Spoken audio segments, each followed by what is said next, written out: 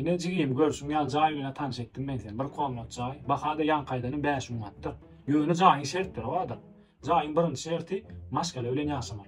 O ayağını nikahıtın okman bolsun. Çağı bolyan neler öyüm için. Hiç çağı bolyan neler. O televizyon açmak bolun o. Halı diyene işletmek bolun o. Gaz bir tane mi işletmek bolun o. Halin üstüne onun kaçırmak vapşe olun o. Hepsi kere açıp ellemek düğünden bolyan neler. Su banyan suyunu arayamak ayıvulurun. Regelek düştün onun basardan düşme. Uyum içinde yürümerken eyle aşağı komşular zahmet ve katılırmen. Uyum içinde kıyırıp ya da pısırdan vurulmak bolunu hiç. Kendi kasıldılarım elleştirip halinde daha yarıştırıp yürümen. O adama getirmek bolunu. İyiden gidiyorum akşam gelmeli. Akşam 23.00'da kapıdan dasına çıkmadım der içine girmelim de. Çağa düğünden oluyor neler. Yaşatan var oluyor mu? Vay, şu yaşadan mı ya da Ferhat gül alacak. Bir komat 5 umman şuraya şertecek kim ya? Onunla hemen erteye gelivereyim mi? Şertin ha, rahat hemen. 3-4 sançak çağı ama bağda olayım, onun oğlu taşak kaylarına öldür. Ular da bilmiyorlar.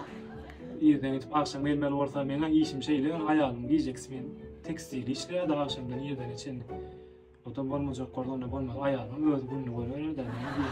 Onu ben öldüm gelivereceğim. Şertin kovam sağ ol. Bolu qarashsak bir nemet diýen sen bir avansını goýup gidip kim mat geldi. Kaçık gidiyorsunuz, hiç diyorsunuz.